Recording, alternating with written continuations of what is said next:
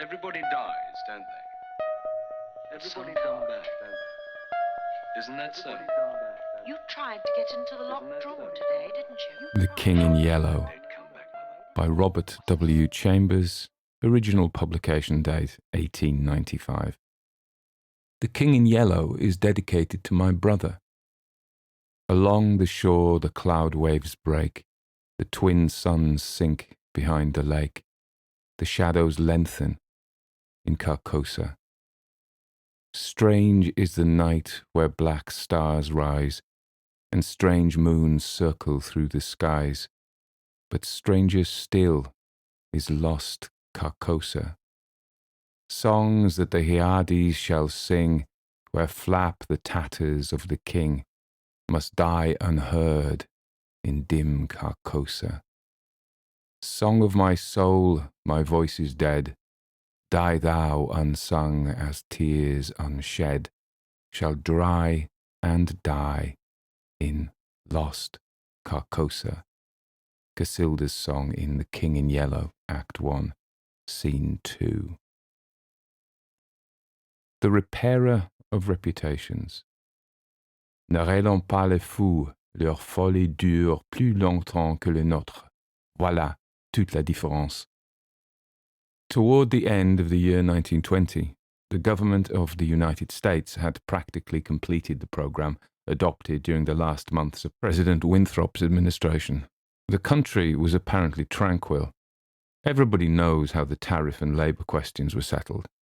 The war with Germany, incident on that country's seizure of the Samoan Islands, had left no visible scars upon the Republic, and the temporary occupation of Norfolk by the invading army had been forgotten in the joy over repeated naval victories and the subsequent ridiculous plight of General von Gartenlauber's forces in the state of New Jersey. The Cuban and Hawaiian investments had paid 100%, and the territory of Samoa was well worth its cost as a coaling station. The country was in a superb state of defence. Every coast city had been well supplied with land fortifications. The army, under the parental eye of the General Staff, organised according to the Prussian system, had been increased to 300,000 men, with a territorial reserve of 1,000,000, and 6 magnificent squadrons of cruisers and battleships patrolled the 6 stations of the navigable sea, leaving a steam reserve amply fitted to control home waters. The gentlemen from the West had at last been constrained to acknowledge that a college for the training of diplomats was as necessary as law schools are for the training of barristers. Consequently, we were no longer represented abroad by incompetent patriots. The nation was prosperous. Chicago, for a moment paralyzed after a second great fire, had arisen from its ruins, white and imperial, and more beautiful than the white city which had been built for its plaything in 1893. Everywhere good architecture was replacing bad, and even in New York a sudden craving for decency had swept away a great portion of the existing horrors. Streets had been widened, properly paved and lighted, trees had been planted, squares laid out, elevated structures demolished, and underground roads built to replace them. The new government buildings and barracks were fine bits of architecture, and the long system of stone quays which completely surrounded the islands had been turned into parks which proved a godsend to the population. The subsidizing of the State Theatre and State Opera brought its own reward. The United States National Academy of Design was much like European institutions of the same kind. Nobody envied the Secretary of Fine Arts, either his cabinet position or his portfolio. The Secretary of Forestry and Game Preservation had a much easier time, thanks to the new system of national mounted police. We had profited well by the latest treaties with France and England. The exclusion of foreign-born Jews as a measure of self-preservation, the settlement of the new independent Negro state of Sewanee, the checking of immigration, the new laws concerning naturalization, and the gradual centralization of power in the executive all contributed to national calm and prosperity. When the government solved the Indian problem, and squadrons of Indian cavalry scouts in native costume were substituted for the pitiable organizations tacked onto the tail of skeletonized regiments by a former Secretary of War, the nation drew a long sigh of relief. When, after the colossal congress of religions, bigotry and intolerance were laid in their graves, and kindness and charity began to draw warring sects together, many thought the millennium had arrived, at least in the New World, which, after all, is a world by itself. But self-preservation is the first law, and the United States had to look on in helpless sorrow as Germany, Italy, Spain, and Belgium writhed in the throes of anarchy, while Russia, watching from the Caucasus, stooped and bound them one by one. In the city of New York, the summer of 1899 was signalized by the dismantling of the elevated railroads. The summer of 1900 will live in the memories of New York people for many a cycle. The Dodge statue was removed in that year. In the following winter began that agitation for the repeal of the laws prohibiting suicide, which bore its final fruit in the month of April 1920, when the first government lethal chamber was opened in Washington Square. I walked down that day from Dr. Archer's house on Madison Avenue, where I had been as a mere formality. Ever since that fall from my horse, 4 years before, I had been troubled at times with pains in the back of my head and neck, but now, for months, they had been absent, and the doctor sent me away that day saying there was nothing more to be cured in me. It was hardly worth his fee to be told that. I knew it myself. Still, I did not grudge him the money. What I minded was the mistake which he had made at first. When they picked me up from the pavement where I lay unconscious, and somebody had mercifully sent a bullet through my horse's head, I was carried to Dr. Archer, and he, pronouncing my brain affected, placed me in his private asylum, where I was obliged to endure treatment for insanity. At last he decided that I was well, and I, knowing that my mind had always been as sound as his, if not sounder, paid my tuition, as he jokingly called it, and left. I told him, smiling, that I would get even with him for his mistake, and he laughed heartily and asked me to call in once in a while. I did so, hoping for a chance to even up accounts, but he gave me none, and I told him I would wait. The fall from my horse had fortunately left no evil results. On the contrary, it had changed my whole character for the better. From a lazy young man about town, I had become active, energetic, temperate, and above all else, ambitious. There was only one thing which troubled me. I laughed at my own uneasiness, and yet it troubled me. During my convalescence, I had bought and read for the first time The King in Yellow. I remember after finishing the first act that it occurred to me that I had better stop. I started up and flung the book into the fireplace. The volume struck the barred grate and fell open on the hearth in the firelight. If I had not caught a glimpse of the opening words in the second act, I should never have finished it. But as I stooped to pick it up, my eyes became riveted to the open page, and with a cry of terror, or perhaps it was of joy so poignant that I suffered in every nerve, I snatched the thing out of the coals and crept, shaking, to my bedroom, where I read it and reread it, and wept and laughed and trembled with a horror which at times assails me yet. This is the thing that troubles me, for I cannot forget Carcosa, where black stars hang in the heavens, where the shadows of men's thoughts lengthen in the afternoon, when the twin suns sink into the lake of Hali, and my mind will bear forever the memory of the pallid mask. I pray God will curse the writer as the writer has cursed the world with this beautiful, stupendous creation, terrible in its simplicity, irresistible in its truth. A world which now trembles before the King in Yellow. When the French government seized the translated copies which had just arrived in Paris, London, of course, became eager to read it. It's well known how the book spread like an infectious disease, from city to city, from continent to continent, barred out here, confiscated there, denounced by press and pulpit, censured even by the most advanced of literary anarchists. No definite principles had been violated in those wicked pages. No doctrine promulgated, no convictions outraged. It could not be judged by any known standard. Yet, although it was acknowledged that the supreme note of art had been struck in the King in Yellow, all felt that human nature could not bear the strain, nor thrive on words in which the essence of purest poison lurked. The very banality and innocence of the first act only allowed the blow to fall afterward with more awful effect. It was, as I remember, the 13th day of April 1920, that the first government lethal chamber was established on the south side of Washington Square, between Worcester Street and South Fifth Avenue. The block, which had formerly consisted of a lot of shabby old buildings used as cafes and restaurants for foreigners, had been acquired by the government in the winter of 1898. The French and Italian cafes and restaurants were torn down. The whole block was enclosed by a gilded iron railing, which converted into a lovely garden with lawns, flowers, and fountains.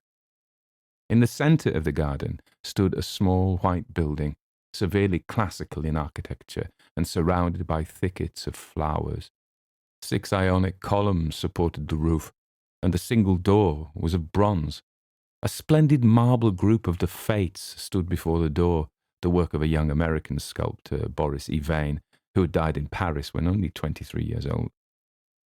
The inauguration ceremonies were in progress as I crossed University Place and entered the square. I threaded my way through the silent throng of spectators, but was stopped at 4th Street by a cordon of police. A regiment of United States Lancers were drawn up in a hollow square round the lethal chamber. On a raised tribune facing Washington Park stood the governor of New York, and behind him were grouped the mayor of New York and Brooklyn, the inspector general of police, the commandant of the state troops, Colonel Livingston, military aide to the President of the United States, General Blount, commanding at Governor's Island, Major General Hamilton, commanding the garrison of New York and Brooklyn, Admiral Buffby of the fleet in the North River, Surgeon General Lansford, the staff of the National Free Hospital, Senators Wise and Franklin of New York, and the Commissioner of Public Works. The tribune was surrounded by a squadron of hussars of the National Guard. The governor was finishing his reply to the short speech of the Surgeon General. I heard him say, "The laws prohibiting suicide and providing punishment for any attempt at self-destruction have been repealed. The government has seen fit to acknowledge the right of man to end an existence which may have become intolerable to him through physical suffering or mental despair. It is believed that the community will be benefited by the removal of such people from their midst. Since the passage of this law, the number of suicides in the United States has not increased. Now the government has determined to establish a lethal chamber in every town and village in the country. It remains to be seen whether or not that class of human creatures from whose desponding ranks new victims of self-destruction fall daily will accept the relief thus provided." He paused and turned to the white lethal chamber. The silence in the street was absolute. There a painless death awaits him who can no longer bear the sorrows of this life. If death is welcome, let him seek it here. Then, quickly turning to the military aide of the President's household, he said, "I declare the lethal chamber open."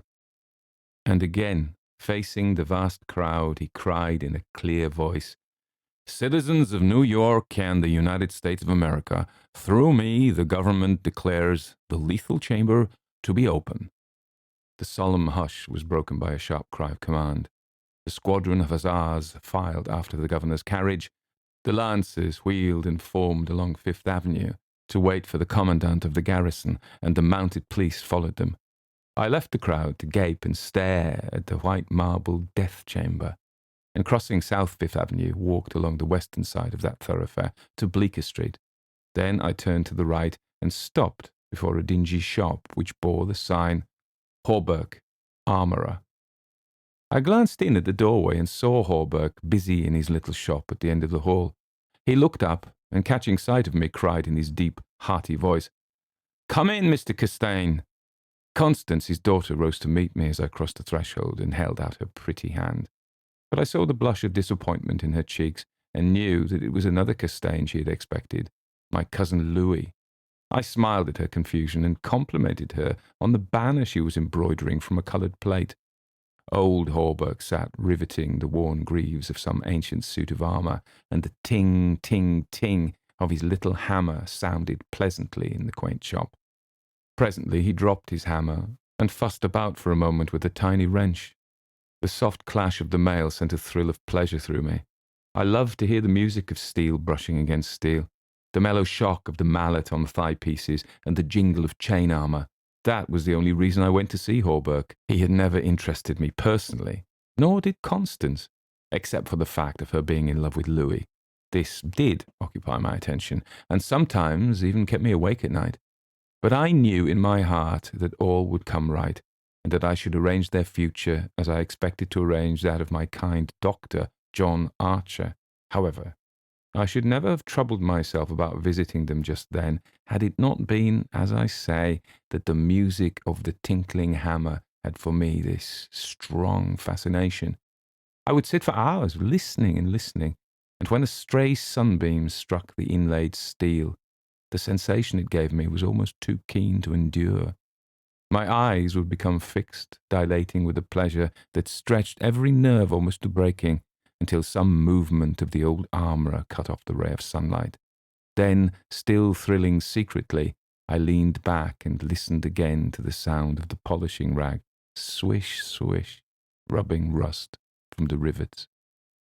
Constance worked with the embroidery over her knees, now and then pausing to examine more closely the pattern in the coloured plate from the Metropolitan Museum. "Who's this for?" I asked. Hallberg explained that in addition to the treasures of armour in the Metropolitan Museum, of which he had been appointed armourer, he also had charge of several collections belonging to rich amateurs. This was the missing greave of a famous suit which a client of his had traced to a little shop in Paris on the Quai d'Orsay.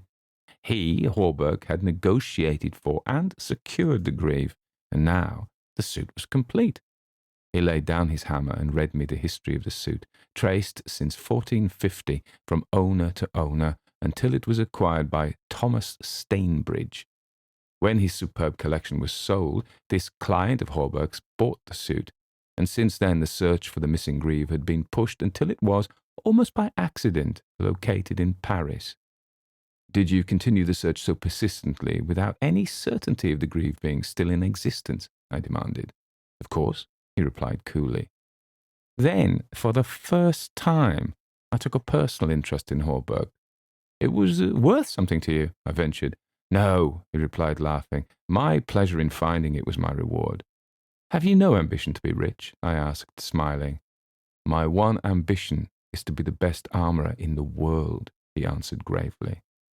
Constance asked me if I had seen the ceremonies at the Lethal Chamber. She herself had noticed cavalry passing up Broadway that morning, and had wished to see the inauguration, but her father wanted the banner finished, so she had stayed at his request. "Did you see your cousin Mr. Castaigne there?" she asked, with the slightest tremor of her soft eyelashes. "No," I replied carelessly. "Louis's regiment's manoeuvring out in Westchester County." I rose and picked up my hat and cane. "Are you going upstairs to see the lunatic again?" laughed old Hallberg. If Hallberg knew how I loathed the word lunatic, he would never use it in my presence. It rouses certain feelings within me, which I do not care to explain. However, I answered him quietly, "I think I shall drop in and see Mr. Wilde for a moment or two." "Poor fellow," said Constance with a shake of the head. "It must be hard to live alone, year after year, poor, crippled, and almost demented. It's very good of you, Mr. Castaigne, to visit him as often as you do." "I think he's vicious," observed Hallberg, beginning again with his hammer. I listened to the golden tinkle on the greave plates. When he had finished, I replied, "No, he's not vicious, nor is he in the least demented.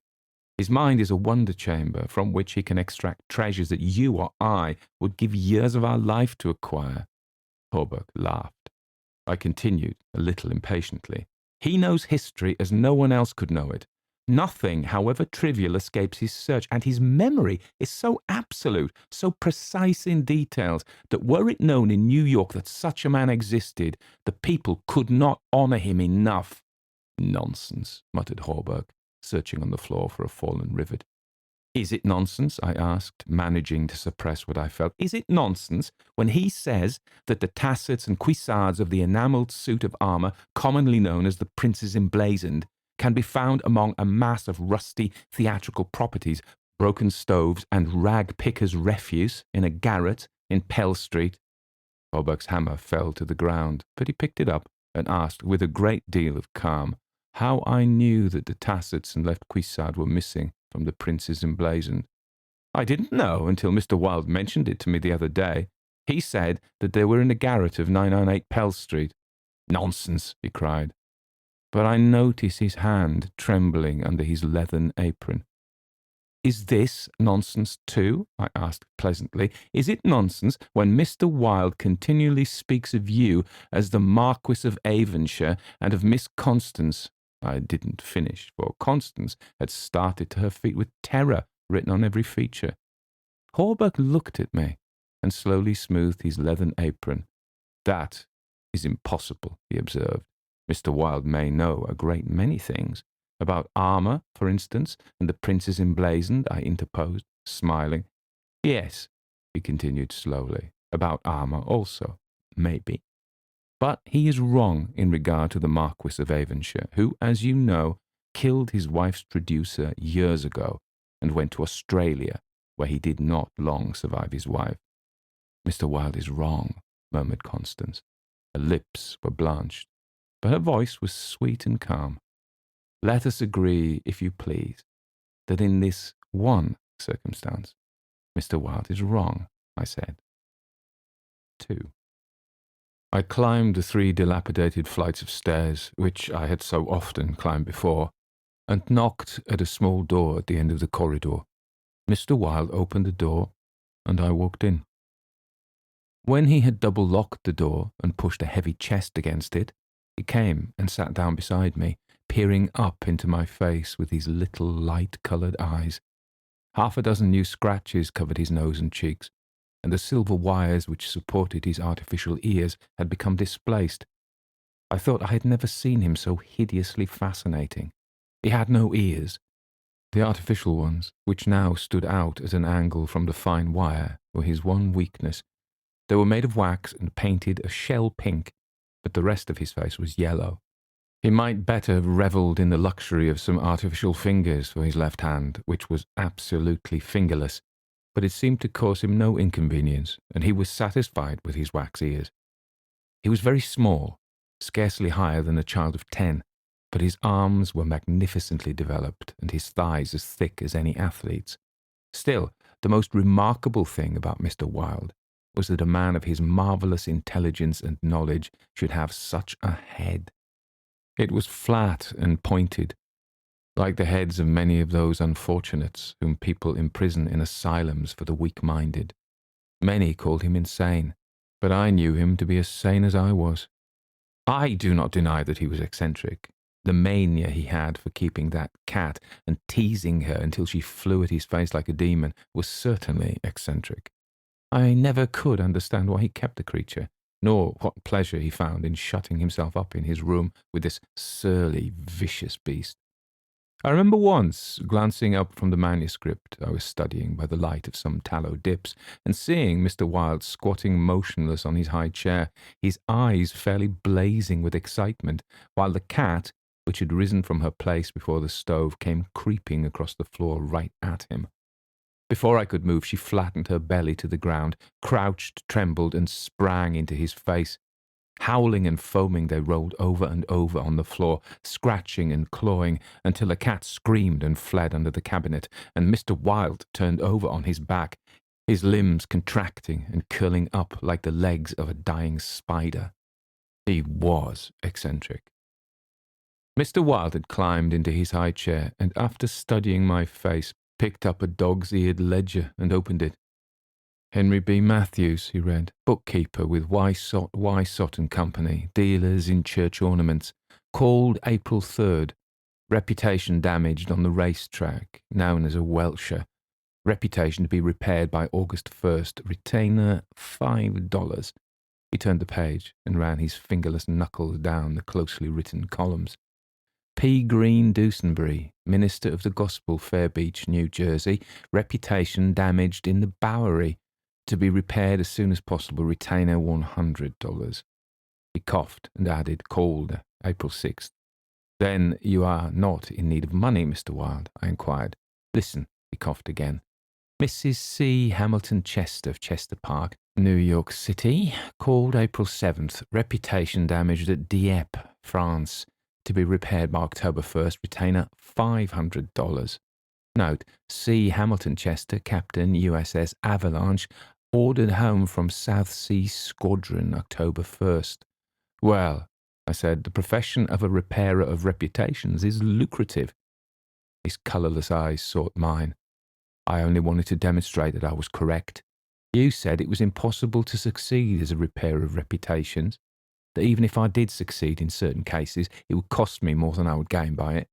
Today, I have 500 men in my employ who are poorly paid, but who pursue the work with an enthusiasm which possibly may be born of fear. These men enter every shade and grade of society. Some even are pillars of the most exclusive social temples. Others are the prop and pride of the financial world. Still others hold indisputed sway among the fancy and the talent. I choose them at my leisure from those who reply to my advertisements. It's easy enough. They're all cowards. I could treble the number in 20 days if I wished. So you see, those who have in their keeping the reputations of their fellow citizens, I have in my pay. They may turn on you, I suggested.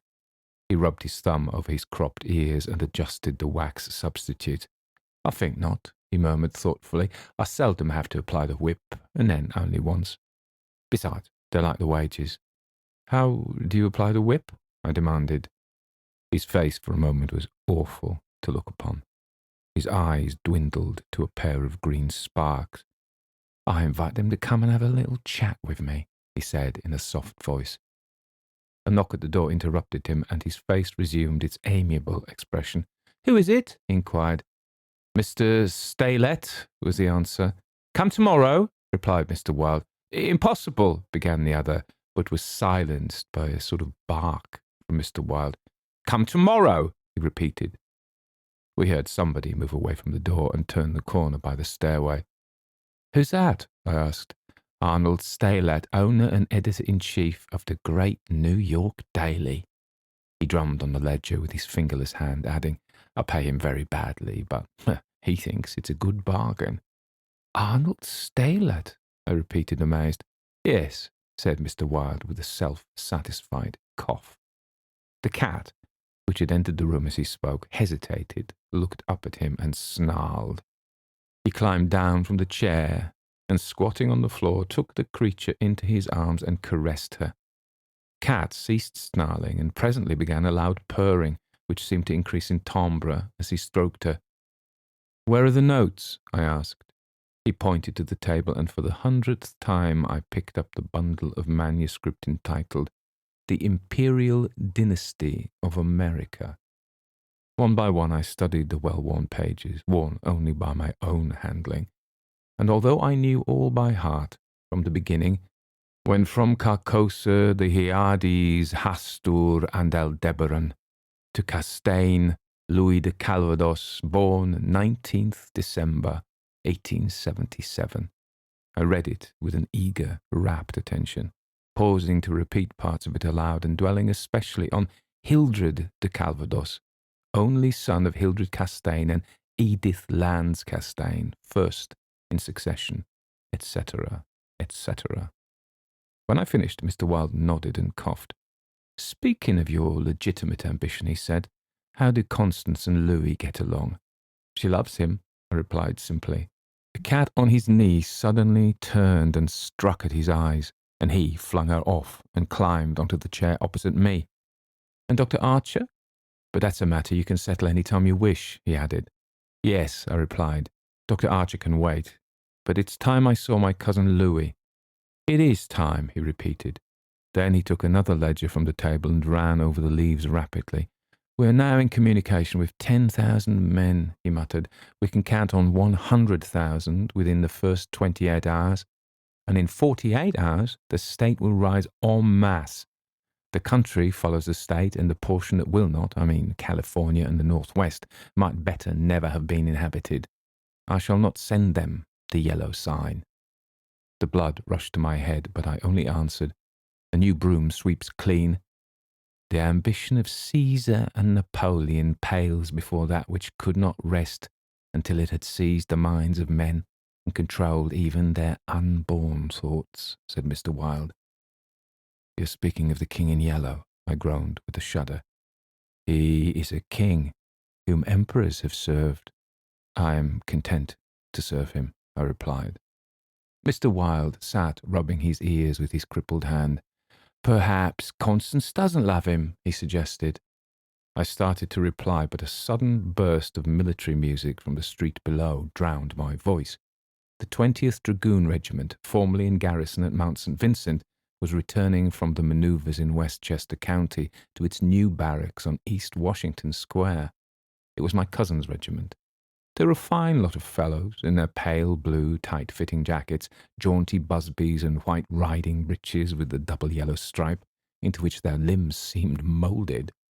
Every other squadron was armed with lances, from the metal points of which fluttered yellow and white pennons. The band passed, playing the regimental march. Then came the colonel and staff, the horses crowding and trampling, while their heads bobbed in unison, and the pennons fluttered from their lance points.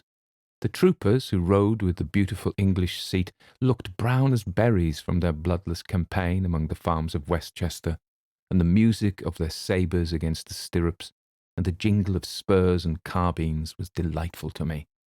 I saw Louis riding with his squadron. He was as handsome an officer as I have ever seen. Mr. Wilde, who had mounted a chair by the window, saw him too, but said nothing. Louis turned and looked straight at Hallberg's shop as he passed, and I could see the flush on his brown cheeks.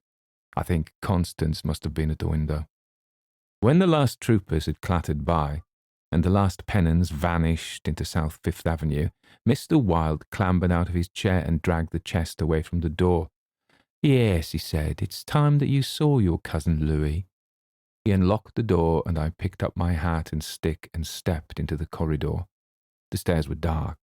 Groping about, I set my foot on something soft which snarled and spit, and I aimed a murderous blow at the cat, but my cane shivered to splinters against the balustrade, and the beast scurried back into Mr. Wilde's room.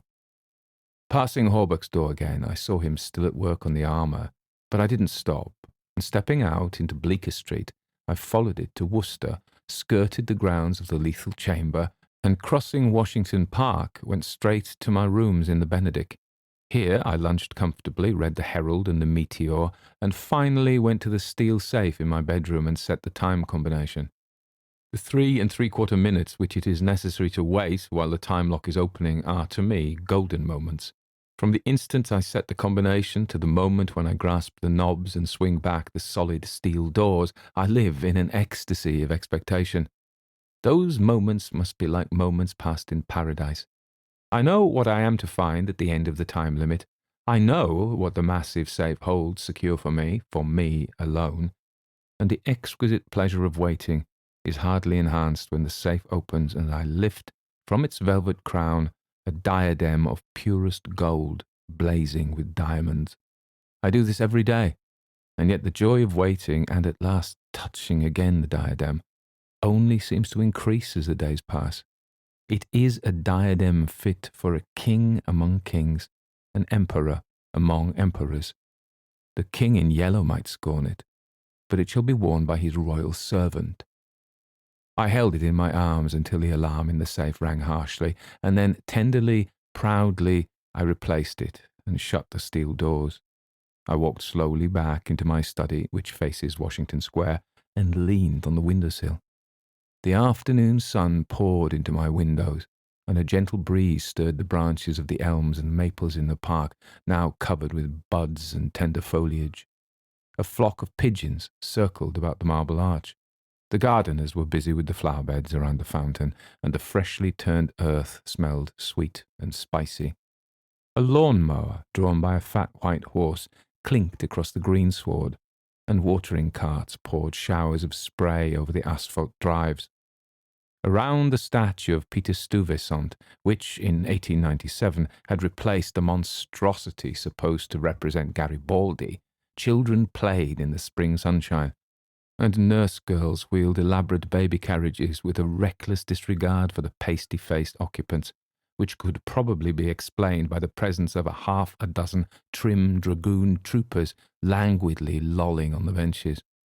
Through the trees, the Washington Memorial Arch glistened like silver in the sunshine, and beyond, on the eastern extremity of the square, the grey stone barracks of the dragoons and the white granite artillery stables were alive with colour and motion. I looked at the lethal chamber on the corner of the square opposite. A few curious people still lingered about the gilded iron railing, but inside the grounds the paths were deserted. I watched the fountains ripple and sparkle. The sparrows had already found this new bathing nook, and the basins were covered with the dusty feathered little things. 2 or 3 white peacocks picked their way across the lawns, and a drab-coloured pigeon sat so motionless on the arm of one of the Fates that it seemed to be part of the sculptured stone. As I was turning carelessly away, a slight commotion in the group of curious loiterers around the gates attracted my attention. A young man had entered, and was advancing with nervous strides along the gravel path which leads to the bronze doors of the lethal chamber. He paused a moment before the Fates, and as he raised his head to those 3 mysterious faces, the pigeon rose from its sculptured perch, circled about for a moment, and wheeled to the east. The young man pressed his hand to his face, and then, with an undefinable gesture, sprang up the marble steps. The bronze doors closed behind him, and half an hour later the loiterers slouched away, and the frightened pigeon returned to its perch in the arms of fate. I put on my hat and went out into the park for a little walk before dinner. As I crossed the central driveway, a group of officers passed, and one of them called out, "Hello, Hildred," and came back to shake hands with me. It was my cousin Louis, who stood smiling and tapping his spurred heels with his riding whip. "Just back from Westchester," he said. "I've been doing the bucolic milk and curds, dairymaids in sunbonnets who say, 'Heo,' and 'I don't think' when you tell them they're pretty. I'm nearly dead for a square meal at Delmonico's. What's the news?" "There is none," I replied pleasantly.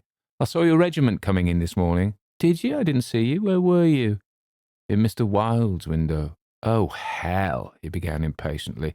"That man's stark mad. I don't understand why you—" He saw how annoyed I felt by this outburst and begged my pardon. Really, old chap," he said, "I don't mean to run down a man you like, but for the life of me, I can't see what the deuce you find in common with Mr. Wilde. He's not well bred, to put it generously. He is hideously deformed. His head is the head of a criminally insane person. You know yourself he's been in an asylum." "So have I interrupted calmly. Louis looked startled and confused for a moment, but recovered and slapped me heartily on the shoulder. "You were completely cured," he began, but I stopped him again. "I suppose you mean that I was simply acknowledged never to have been insane. Of course that's what I meant," he laughed. I disliked his laugh because I knew it was forced, but I nodded gaily and asked him where he was going. Louis looked after his brother officers, who had now almost reached Broadway. "We had intended to sample a Brunswick cocktail, but, to tell the truth, I was anxious for an excuse to go and see Hallberg instead. Come along, I'll make you my excuse." We found old Hallberg, neatly attired in a fresh spring suit, standing at the door of his shop and sniffing the air. "I had just decided to take Constance for a little stroll before dinner," he replied to the impetuous volley of questions from Louis. "We thought of walking on the park terrace, along the North River." At that moment, Constance appeared and grew pale and rosy by turns as Louis bent over her small gloved fingers. I tried to excuse myself, alleging an engagement uptown, but Louis and Constance wouldn't listen, and I saw I was expected to remain and engage old Hallberg's attention. After all, it would be just as well if I kept my eye on Louis, I thought, and when they hailed a Spring Street horse car, I got in after them and took my seat beside the armourer. The beautiful line of parks and granite terraces overlooking the wharves along the North River, which were built in 1910 and finished in the autumn of 1917, had become one of the most popular promenades in the metropolis. They extended from the Battery to 190th Street, overlooking the noble river and affording a fine view of the Jersey shore and the highlands opposite. Cafes and restaurants were scattered here and there among the trees, and twice a week military bands from the garrison played in the kiosks on the parapets. We sat down in the sunshine on the bench at the foot of the equestrian statue of General Sheridan. Constance tipped her sunshade to shield her eyes, and she and Louis began a murmuring conversation which was impossible to catch. Old Hallberg, leaning on his ivory-headed cane, lighted an excellent cigar, the mate of which I politely refused, and smiled at vacancy. The sun hung low above the Staten Island woods, and the bay was dyed with golden hues reflected from the sun-warmed sails of the shipping in the harbour. Brigs, schooners, yachts, clumsy ferryboats, their decks swarming with people, railroad transports carrying lines of brown, blue and white freight cars, stately sound steamers, déclassé tramp steamers, coasters, dredgers, scows, and everywhere pervading the entire bay, impudent little tugs puffing and whistling officiously. These were the craft which churned the sunlight waters as far as the eye could reach. In calm contrast to the hurry of a sailing vessel and steamer, a silent fleet of white warships lay motionless in midstream. Constance's merry laugh aroused me from my reverie. "What are you staring at?" she inquired. "Nothing. The fleet," I smiled. Then Louis told us what the vessels were, pointing out each by its relative position to the old red fort on Governor's Island. "That little cigar-shaped thing is a torpedo boat," he exclaimed. "There are 4 more lying close together. They are the Tarpon, the Falcon, the Sea Fox, and the Octopus. The gunboats just above are the Princeton, the Champlain, the Stillwater, and the Eerie. Next to them lie the cruisers Farragut and Los Angeles, and above them the battleships California and Dakota, and the Washington, which is the flagship. Those 2 squatty-looking chunks of metal which are anchored there off Castle William are the double-turreted monitors, Terrible and Magnificent. Behind them lies the ram, Osceola." Constance looked at him with deep approval in her beautiful eyes. "What loads of things you know for a soldier," she said, and we all joined in the laugh which followed. Presently, Louis rose with a nod to us and offered his arm to Constance, and they strolled away along the river wall. Hallberg watched them for a moment, and then turned to me. "Mr. Wilde was right," he said. "I found the missing tassets and left Cuissard of the Princes Emblazoned in a vile old junk garret in Pell Street." 998? I inquired with a smile. "Yes." "Mr. Wilde is a very intelligent man," I observed. "I want to give him the credit of this most important discovery," continued Hallberg, "and I intend it shall be known that he is entitled to the fame of it." "He won't thank you for that," I answered sharply. "Please, say nothing about it." "Do you know what it's worth?" said Hallberg. "No. $50, perhaps?" "It is valued at $500, but the owner of the Prince's Emblazoned will give $2,000 to the person who completes his suit. That reward also belongs to Mr. Wilde." "He doesn't want it. He refuses it," I answered angrily. "What do you know about Mr. Wilde? He doesn't need the money. He's rich, or will be, richer than any living man except myself. What would we care for money then? What would we care, he and I, when... "When what?" demanded Hallberg, astonished. "You'll see," I replied, on my guard again. He looked at me narrowly, much as Dr. Archer used to, and I knew he thought I was mentally unsound. Perhaps it was fortunate for him that he did not use the word lunatic just then. "No," I replied to his unspoken thought, "I am not mentally weak. My mind is as healthy as Mr. Wilde's. I do not care to explain just yet what I have on hand, but it is an investment which will pay more than mere gold, silver, and precious stones. It will secure the happiness and prosperity of a continent, yes, a hemisphere." "Ah," said Mr. Hallberg. "And eventually," I continued more quietly, "it will secure the happiness of the whole world, and incidentally your own happiness and prosperity as well as Mr. Wilde's." "Exactly," I smiled, but I could have throttled him for taking that tone.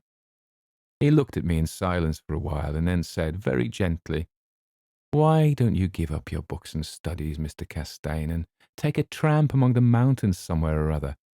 You used to be fond of fishing. Take a cast or two at the trout in the Rangeleys. I don't care for fishing any more, I answered, without a shade of annoyance in my voice.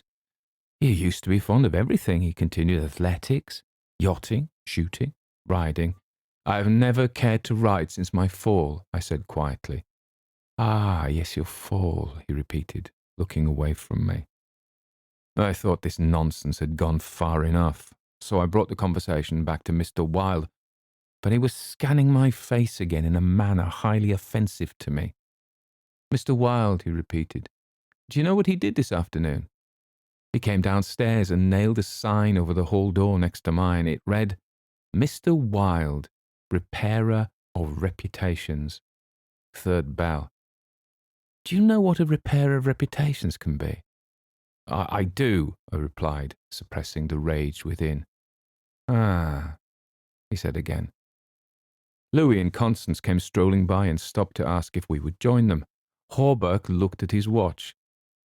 At the same moment, a puff of smoke shot from the casemates of Castle William, and the boom of the sunset gun rolled across the water and was re-echoed from the highlands opposite. The flag came running down from the flagpole. The bugles sounded on the white decks of the warships, and the first electric light sparkled out from the Jersey shore. As I turned into the city with Hallberg, I heard Constance murmur something to Louis which I didn't understand, but Louis whispered, my darling, in reply, and again, walking ahead with Hallberg through the square, I heard a murmur of sweetheart and my own Constance, and I knew the time had nearly arrived when I should speak of important matters with my cousin Louis. 3. One morning early in May, I stood before the steel safe in my bedroom, trying on the golden jewelled crown.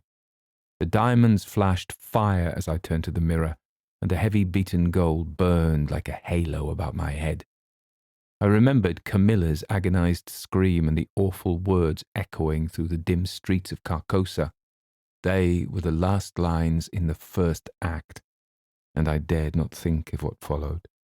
Dared not, even in the spring sunshine, there, in my own room, surrounded with familiar objects, reassured by the bustle from the street and the voices of the servants in the hallway outside.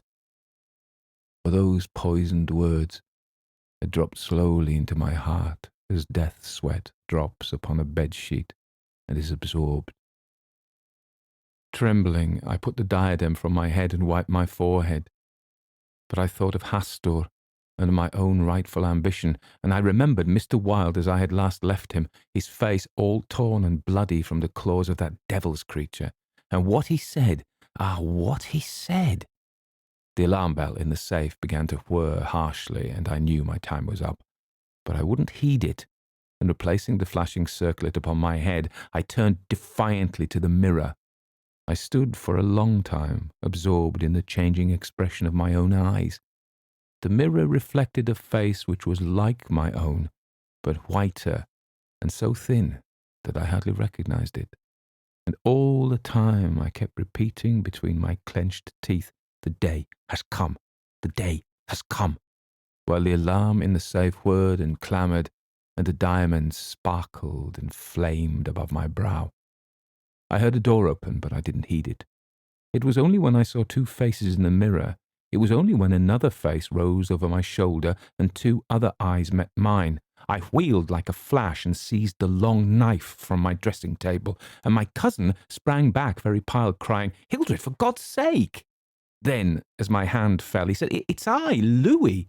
Don't you know me?" I stood silent. I could not have spoken for my life. He walked up to me and took the knife from my hand. "What's all this?" he inquired in a gentle voice. "Are you ill?" "No," I replied, but I doubt if he heard me. Come, old fellow. Take off that brass crown and toddle into the study. Are you going to a masquerade? What's all this theatrical tinsel anyway?" I was glad he thought the crown was made of brass and paste, yet I didn't like him any the better for thinking so. I let him take it from my hand, knowing it was best to humour him. He tossed the splendid diadem in the air, and catching it, turned to me, smiling. "It's dear at 50 cents, he said. "What's it for?" I didn't answer, but took the circlet from his hands and, placing it in the safe, shut the massive steel door. The alarm ceased its infernal din at once. He watched me curiously, but didn't seem to notice the sudden ceasing of the alarm. He did, however, speak of the safe as a biscuit box. Fearing lest he might examine the combination, I led the way into my study. Louis threw himself on the sofa and flicked at flies with his eternal riding whip. He wore his fatigue uniform with the braided jacket and jaunty cap, and I noticed that his riding boots were all splashed with red mud. "Where have you been?" I inquired. "Jumping mud creeks in Jersey," he said. "I haven't had time to change yet. I was rather in a hurry to see you. Haven't you got a glass or something? I'm dead tired, been in the saddle 24 hours. I gave him some brandy from my medicinal store, which he drank with a grimace. "Damn bad stuff," he observed. "I'll give you an address where they sell brandy that is brandy." "It's good enough for my needs," I said indifferently. "I use it to rub my chest with." He stared and flicked at another fly. "See here, old fellow," he began, "I've got something to suggest to you. It's 4 years now that you've shut yourself up here like an owl, never going anywhere, never taking any healthy exercise, never doing a damn thing but poring over those books up there on the mantelpiece." He glanced along the row of shelves. "Napoleon, Napoleon, Napoleon," he read. "For heaven's sake, have you nothing but Napoleons there?" "I wish they were bound in gold," I said. "But wait. Yes, there is another book. The King in Yellow." I looked him steadily in the eye. "Have you never read it?" I asked. "I? No, thank God. I don't want to be driven crazy." I saw he regretted his speech as soon as he'd uttered it. There is only one word which I loathe more than I do lunatic, and that word is crazy.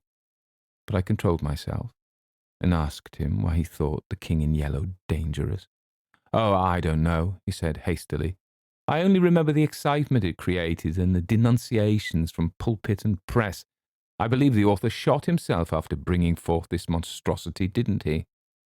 "I understand he is still alive," I answered. "That's probably true," he muttered. "Bullets couldn't kill a fiend like that." "It is a book of great truths," I said. "Yes," he replied, "of truths which send men frantic and blast their lives. I don't care if the thing is, as they say, the very supreme essence of art. It's a crime to have written it, and I, for one, shall never open its pages." "Is that what you've come to tell me?" I asked. "No," he said. "I came to tell you that I'm going to be married." I believe for a moment my heart ceased to beat, but I kept my eyes on his face. "Yes," he continued, smiling happily, "married to the sweetest girl on earth." "Constance Hallberg," I said mechanically. "How did you know?" he cried, astonished. "I didn't know it myself until that evening last April when we strolled down the embankment before dinner." "When is it to be?" I asked. "It was to have been next September, but an hour ago a dispatch came ordering our regiment to the Presidio, San Francisco. We leave at noon tomorrow." "Tomorrow," he repeated. "Just think, Hildred, tomorrow I shall be the happiest fellow that ever drew breath in this jolly world, for Constance will go with me." I offered him my hand in congratulation, and he seized and shook it like the good-natured fool he was, or pretended to be. "I'm going to get my squadron as a wedding present," he rattled on. "Captain and Mrs. Louis Castaigne, eh, Hildred?" Then he told me where it was to be and who were to be there, and made me promise to come and be best man. I set my teeth and listened to his boyish chatter without showing what I felt, but I was getting to the limit of my endurance. And when he jumped up and, switching his spurs till they jingled, said he must go, I did not detain him. "There is one thing I want to ask of you," I said quietly. "Out with it, it's promised," he laughed. "I want you to meet me for a quarter of an hour's talk tonight." "Of course, if you wish," he said, somewhat puzzled. "Where?" "Anywhere. In the park there." "What time, Hildred?" "Midnight." "What in the name of—" he began, but checked himself and laughingly assented. I watched him go down the stairs and hurry away, his sabre banging at every stride. He turned into Bleecker Street, and I knew he was going to see Constance. I gave him 10 minutes to disappear, and then followed in his footsteps, taking with me the jewelled crown and the silken robe embroidered with the yellow sign. When I turned into Bleecker Street and entered the doorway which bore the sign, Mr. Wilde, repairer of reputations, third bell, I saw old Hallberg moving about in his shop, and imagined I heard Constance's voice in the parlour, but I avoided them both and hurried up the trembling stairways to Mr. Wilde's apartment. I knocked and entered without ceremony. Mr. Wilde lay groaning on the floor, his face covered with blood, his clothes torn to shreds. Drops of blood were scattered about over the carpet, which had also been ripped and frayed in the evidently recent struggle. "It's that cursed cat," he said, ceasing his groans and turning his colourless eyes on me. "She attacked me while I was asleep. I believe she'll kill me yet." That was too much. So I went to the kitchen and, seizing a hatchet from the pantry, started to find the infernal beast and settle her then and there. My search was fruitless, and after a while I gave it up and came back to find Mr. Wilde squatting on his high chair by the table. He had washed his face and changed his clothes. The great furrows which the cat's claws had ploughed up in his face he had filled with collodion, and a rag hid the wound in his throat. I told him I should kill the cat when I came across her, but he only shook his head and turned to the open ledger before him. He read name after name of the people who had come to him in regard to their reputation, and the sums he had amassed were startling.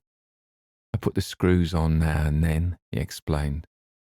"One day or other some of these people will assassinate you," I insisted. "Do you think so?" he said, rubbing his mutilated ears. It was useless to argue with him, so I took down the manuscript entitled Imperial Dynasty of America, for the last time I should ever take it down in Mr. Wilde's study. I read through it, thrilling and trembling with pleasure. When I had finished, Mr. Wilde took the manuscript and, turning to the dark passage which leads from his study to his bedchamber, called out in a loud voice, "Vance." Then, for the first time, I noticed a man crouching there in the shadow. How I had overlooked him during my search for the cat, I cannot imagine. "Vance, come in," cried Mr. Wilde.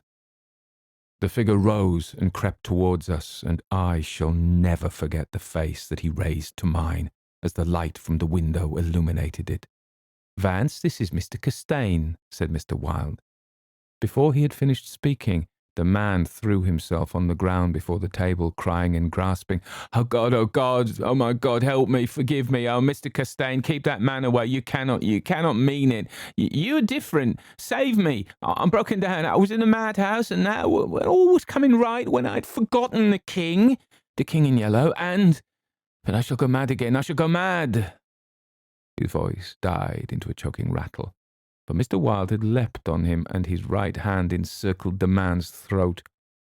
When Vance fell in a heap on the floor, Mr. Wilde clambered nimbly into his chair again, and rubbing his mangled ears with the stump of his hand, turned to me and asked me for the ledger. I reached it down from the shelf, and he opened it. After a moment's searching among the beautifully written pages, he coughed complacently and pointed to the name Vance. "Vance," he read aloud. "Osgood Oswald Vance." At the sound of his name, the man on the floor raised his head and turned a convulsed face to Mr. Wilde. His eyes were injected with blood, his lips tumefied. "Called April 28th, continued Mr. Wilde. "Occupation, cashier in the Seaforth National Bank. Has served a term of forgery at Sing Sing, from whence he was transferred to the asylum for the criminal insane. Pardoned by the governor of New York and discharged from the asylum January 19th, 1918. Reputation damaged at Sheepshead Bay. Rumours that he lives beyond his income. Reputation to be repaired at once. Retainer $1,500. Note: has embezzled sums amounting to $30,000 since March 20th, 1919. Excellent family, and secured present position through uncle's influence. Father, president of Seaforth Bank." I looked at the man on the floor.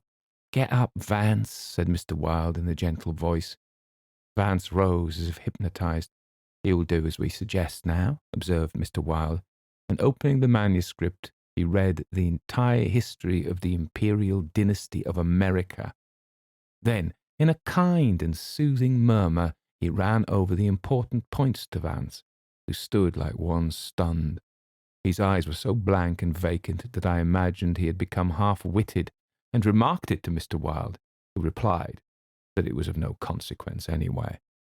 Very patiently we pointed out to Vance what his share in the affair would be, and he seemed to understand after a while. Mr. Wilde explained the manuscript using several volumes on heraldry to substantiate the result of his researches. He mentioned the establishment of the dynasty in Carcosa, the lakes which connect Hastur, Aldebaran, and the mystery of the Hyades. He spoke of Casilda and Camilla, and sounded the cloudy depths of Demhe and the lake of Hali.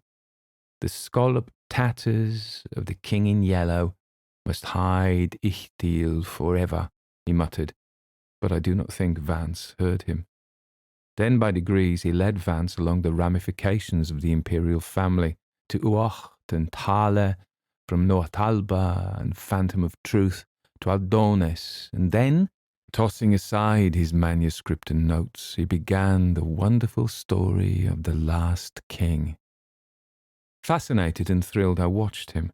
He threw up his head, his long arms were stretched out in a magnificent gesture of pride and power, and his eyes blazed deep in their sockets like two emeralds. Vance listened, stupefied. As for me, when at last Mr. Wilde had finished, and pointing to me, cried, "The cousin of the king!" My head swam with excitement. Controlling myself with a superhuman effort, I explained to Vance why I alone was worthy of the crown, and why my cousin must be exiled or die. I made him understand that my cousin must never marry, even after renouncing all his claims, and how that least of all he should marry the daughter of the Marquis of Avonshire and bring England into the question. I showed him a list of thousands of names which Mr. Wilde had drawn up. Every man whose name was there had received the yellow sign, which no living human being dared disregard.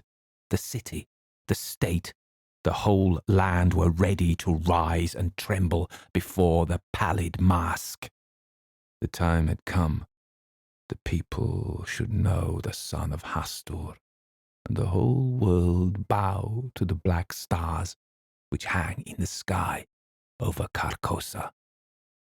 Vance leaned on the table, his head buried in his hands. Mr. Wilde drew a rough sketch on the margin of yesterday's Herald with a bit of lead pencil. It was a plan of Hallberg's rooms. Then he wrote out the order and affixed the seal, and shaking like a palsied man, I signed my first writ of execution with my name, Hildred Rex. Mr. Wilde clambered to the floor and, unlocking the cabinet, took a long square box from the first shelf. This he brought to the table and opened. A new knife lay in the tissue paper inside, but I picked it up and handed it to Vance, along with the order and the plan of Hallberg's apartment. Then Mr. Wilde told Vance he could go, and he went, shambling like an outcast of the slums. I sat for a while, watching the daylight fade behind the square tower of the Judson Memorial Church, and finally, gathering up the manuscript and notes, took my hat and started for the door. Mr. Wilde watched me in silence. When I had stepped into the hall, I looked back. Mr. Wilde's small eyes were still fixed on me. Behind him, the shadows gathered in the fading light. Then I closed the door behind me and went out into the darkening streets. I had eaten nothing since breakfast, but I was not hungry. A wretched, half-starved creature who stood looking across the street at the lethal chamber noticed me and came up to tell me a tale of misery. I gave him money. I don't know why. And he went away without thanking me. An hour later, another outcast approached and whined his story. I had a blank bit of paper in my pocket on which was traced the yellow sign, and I handed it to him. He looked at it stupidly for a moment, and then, with an uncertain glance at me, folded it with what seemed to me exaggerated care, and placed it in his bosom. The electric lights were sparkling among the trees, and the new moon shone in the sky above the lethal chamber. It was tiresome waiting in the square. I wandered from the marble arch to the artillery stables and back again to the lotus fountain. The flowers and grass exhaled a fragrance which troubled me. The jet of the fountain played in the moonlight, and the musical splash of falling drops reminded me of the tinkle of chain mail in Hallberg's shop. But it was not so fascinating, and the dull sparkle of the moonlight on the water brought no such sensations of exquisite pleasure as when the sunshine played over the polished steel of a corselet on Hallberg's knee. I watched the bats darting and turning above the water plants in the fountain basin, but their rapid, jerky flight set my nerves on edge, and I went away again to walk aimlessly to and fro among the trees. The artillery stables were dark, but in the cavalry barracks the officers' windows were brilliantly lighted, and the sally port was constantly filled with troopers in fatigue, carrying straw and harnesses and baskets filled with tin dishes. Twice the mounted sentry at the gates was changed while I wandered up and down the asphalt walk. I looked at my watch. It was nearly time. The lights in the barracks went out one by one. The barred gate was closed, and every minute or two an officer passed in through the side wicket, leaving a rattle of accoutrements and a jingle of spurs on the night air.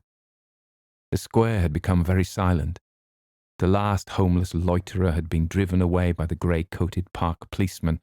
The car tracks along Worcester Street were deserted, and the only sound which broke the stillness was the stamping of the sentry's horse and the ringing of his sabre against the saddle pommel. In the barracks, the officers' quarters were still lighted, and military servants passed and repassed before the bay windows. 12 o'clock sounded from the new spire of St. Francis Xavier, and at the last stroke of the sad-toned bell, a figure passed through the wicket beside the portcullis, returned the salute of the sentry, and crossing the street, entered the square, and advanced towards the Benedict apartment house. "Louis," I called.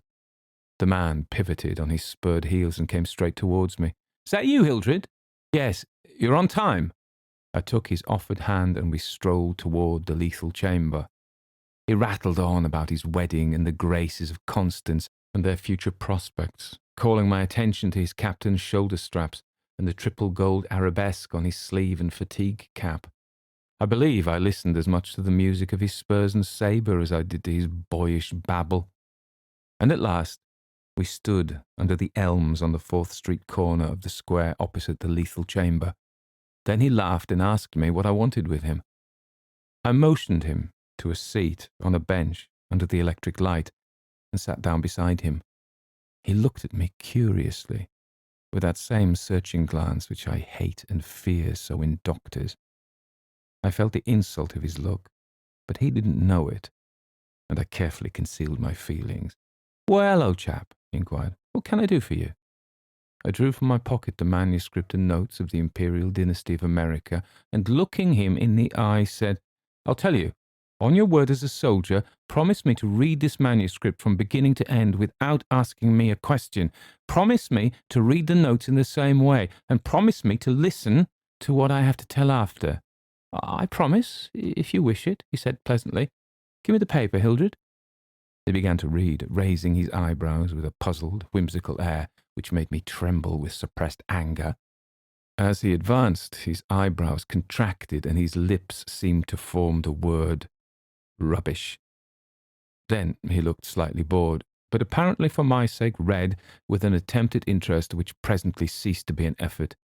He started when in the closely written pages he came to his own name, and when he came to mine, he lowered the paper and looked sharply at me for a moment.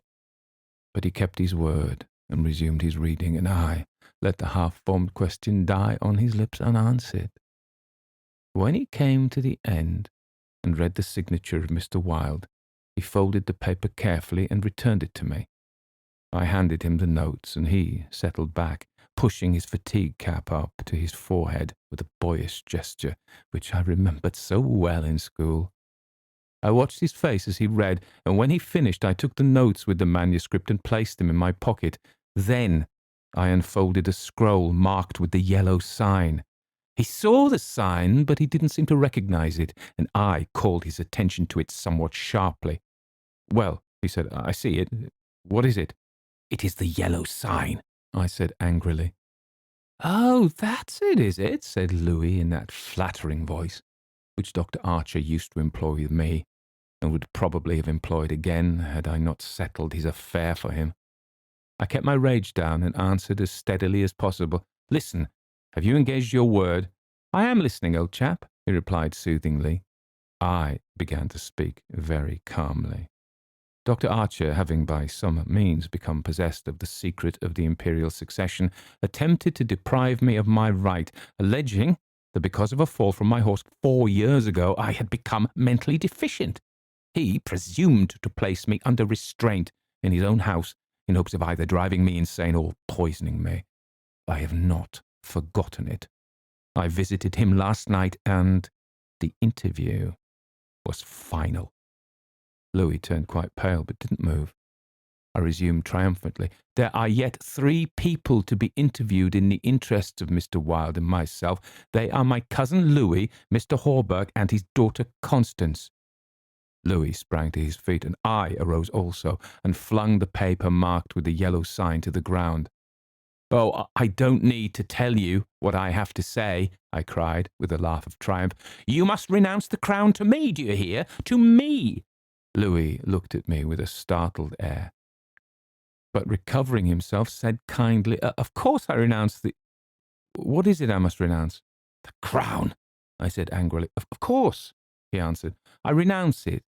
Come, old chap, I'll walk back to your rooms with you."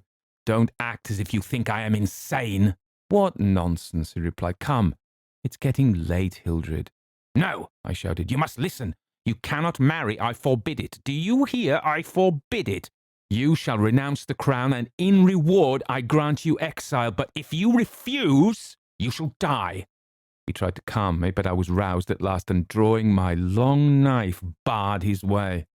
Then I told him how they would find Dr. Archer in the cellar with his throat open, and I laughed in his face when I thought of Vance and his knife and the order signed by me. "Ah, you are the king," I cried, "but I shall be king. Who are you to keep me from empire all over the habitable earth? I was born the cousin of a king, but I shall be king." Louis stood white and rigid before me. Suddenly a man came running up 4th Street, entered the gate of the lethal temple, traversed the path to the bronze doors at full speed, and plunged into the death chamber with the cry of one demented, and I laughed until I wept for tears, for I had recognized Vance and knew that Hallberg and his daughter were no longer in my way. "Go," I cried to Louis. "You have ceased to be a menace. You will never marry Constance now.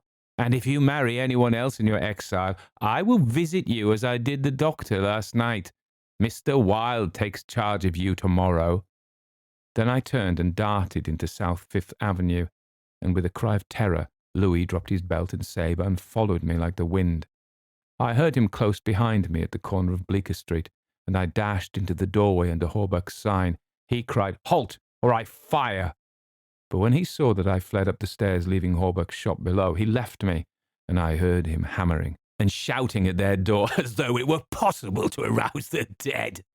Mr. Wilde's door was open, and I entered crying, "It is done! It is done! Let the nations rise and look upon their king." But I could not find Mr. Wilde, so I went to the cabinet and took the splendid diadem from its case. Then I drew on the white silk robe embroidered with the yellow sign, and placed the crown upon my head.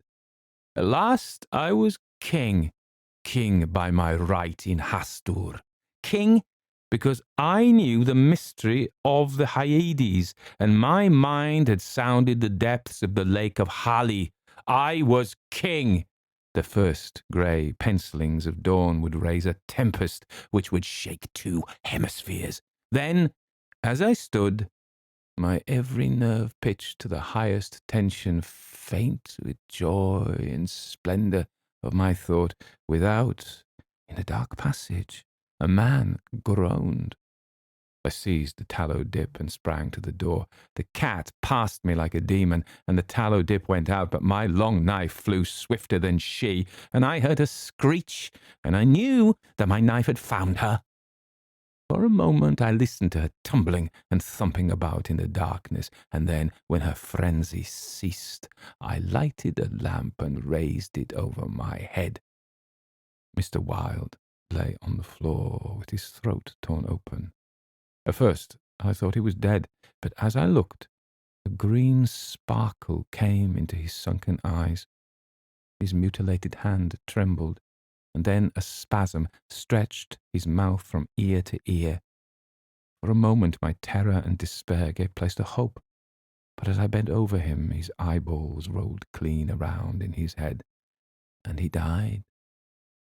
Then, while I stood, transfixed with rage and despair, seeing my crown, my empire, every hope and every ambition, my very life lying prostrate there with the dead master, they came, seized me from behind and bound me until my veins stood out like cords and my voice failed with the paroxysms of my frenzied screams.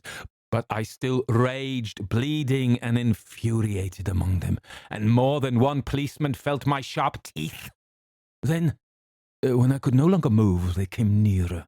I saw old Hallberg, and behind him my cousin Louis's ghastly face, and farther away in the corner a woman, Constance, weeping softly. "Ah, I see it now," I shrieked. "You have seized the throne and the empire.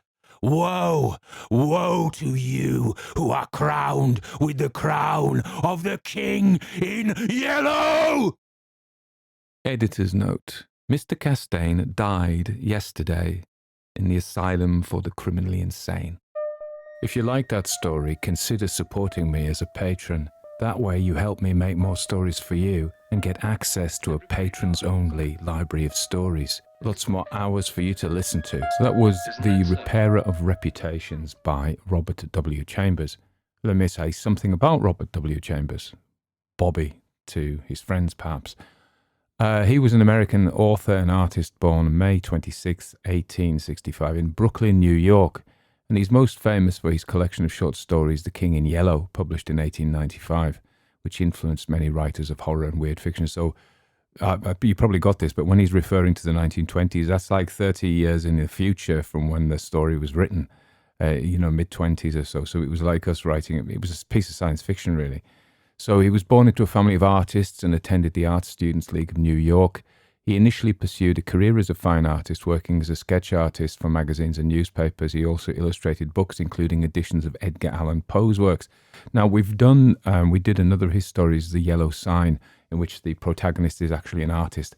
And Hildred Castaigne is actually mentioned in that story. So the stories in this collection, The King in Yellow, cohere together, really. So Chambers began writing fiction in the 1890s and published his first collection of short stories in The Quarter in 1894. However, it was his second collection, The King in Yellow, that gained him recognition as a writer.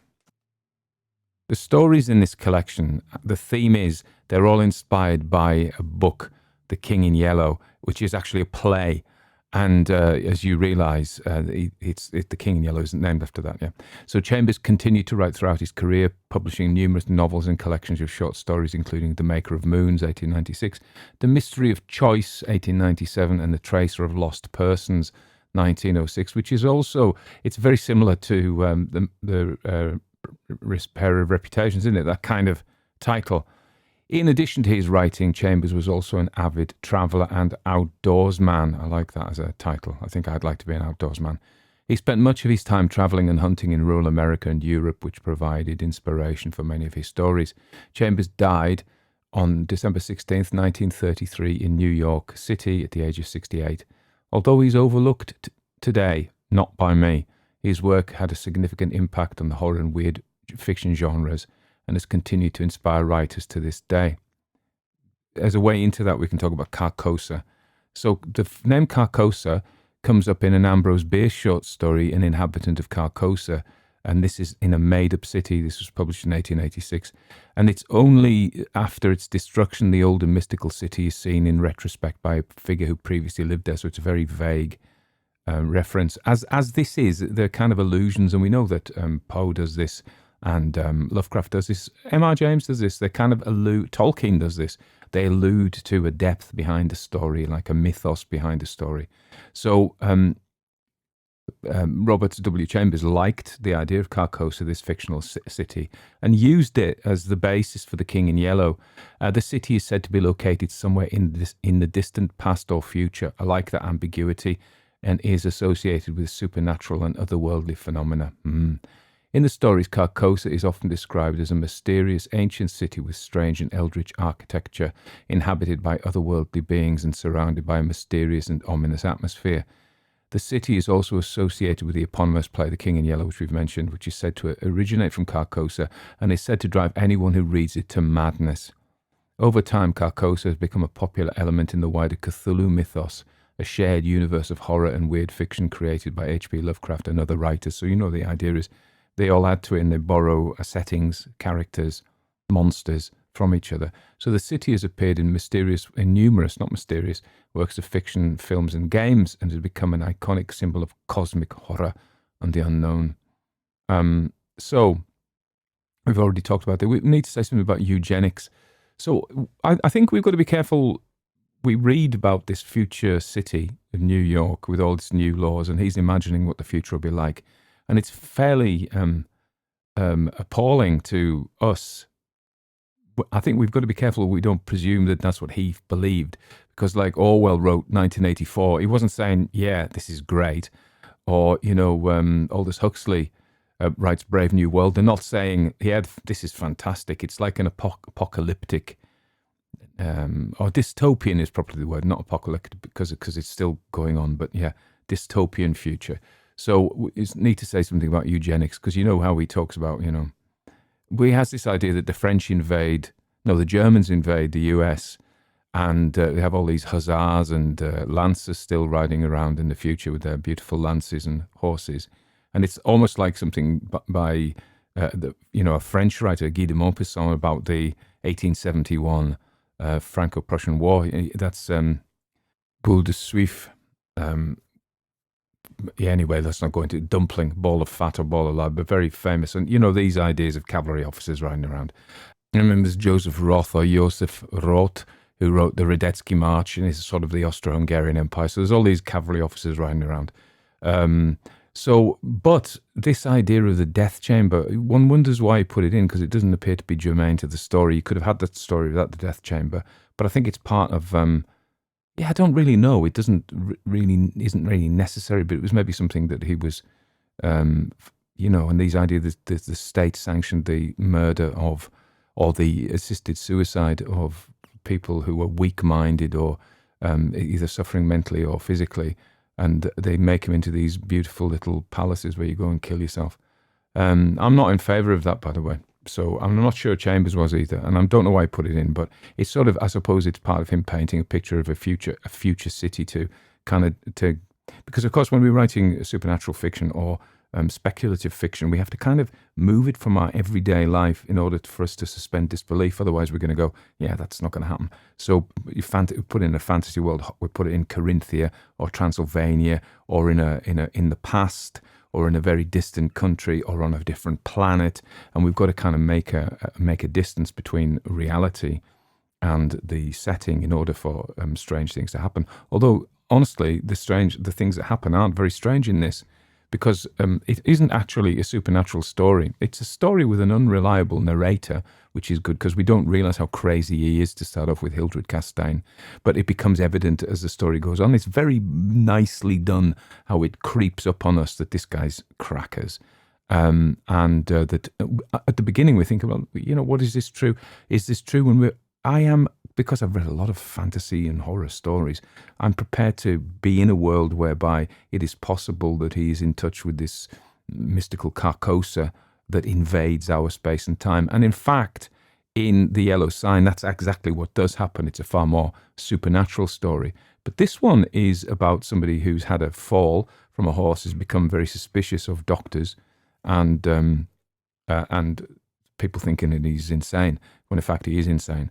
And funnily enough, I've obviously worked with lots of people who are psychotic, honestly, in the grip of florid delusions, and they tend to be a little more paranoid than this. But this doesn't strike me as too out of the way. I could see somebody tomorrow who had similar delusions of grandiosity, that they were a king in a mysterious realm, and also the paranoid ideation that people are out to get him. The Mr. Wilde is interesting because this is bizarre, isn't it? So he is a repairer of reputations, but in his own mind, perhaps, or because if it's true. But then, so at first I believe it is true because I'm set up to believe the strange because I've been set up as a supernatural story or a speculative story.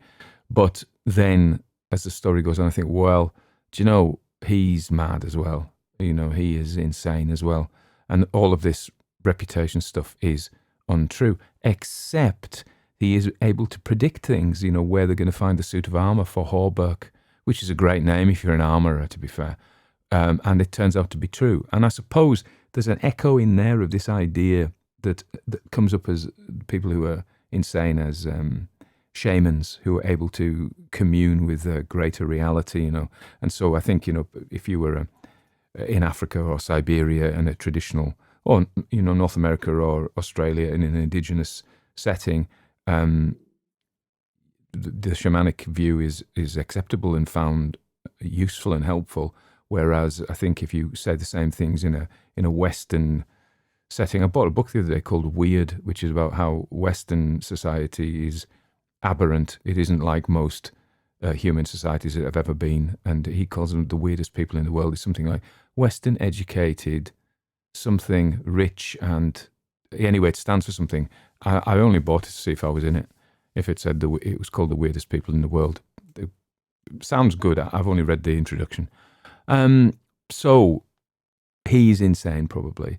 The cat, again, what's that about? So the death chambers, he spends a lot of time talking about the death chambers. Or they're not insignificant. And the cat as well. Maybe it's because he had a cat that just attacked him. I had a rabbit. I had rabbits, and I've had cats as well. And my cats never cause me any problems, When they're kittens, they play with you and you end up with scars all over your hands. But the rabbits would go for you. They're vicious things, rabbits. I loved them to bits, but I knew to be careful because they would bite me. Whereas my cat and my dogs never bit me. Apart from the puppies I'm looking after, they bite me. But they've only got tiny, tiny teeth and they're only playing. So the only other thing to say about this, of course, is that this idea of a book that sends you mad was repeated by the Necronomicon, of course, in Lovegrove. Lovegrove? I used to work for a guy called Lovecraft. He was a great boss, actually. My best boss ever. So if he's listening, which I doubt he is, I still think you're great. I think he's still alive. So of course then there's the True Detective, the first series of True Detective, which was arguably the best, although I did like all of them. The second one I liked, set in California with, what's his name, Colin Farrell and Vince Vaughn, great. So the first one was the best, really, and there's this idea of this occult supernatural world that intrudes and sits behind ours, particularly in out-of-the-way places like the Cajun bayous, that it happens in. And of course, Rust Cole is said to have a copy of The King of Yellow in his possession, which he claims to have found at a crime scene. And of course, reading that is enough to send him crazy, which I think there was some suggestions about that. Although I always liked True Detective, and in fact, lots of great actors in it, So Matthew McConaughey and Woody Harrelson were both brilliant in Series 1, I thought. And I thought Colin Farrell was pretty great and Vince Vaughn were great in Series 2 as well. Anyway, that's by the by. What more do I have to say? Nothing much. I'm churning on things. If you want to become a member of the channel, please do. Subscribe, all that kind of thing. I don't really have anything to say. Sheila's just called me. We've got to go out. So, and I'll be in a lot of trouble if I don't go. So I'm going to go. I hope that's been sufficient. It's been 1 hour going on 30 minutes. So you've got your ration there. Keep tuning in, spread the word, tell people how much you like the podcast. If you like it, if you don't like it, don't speak about it to anybody. And I'll be back soon.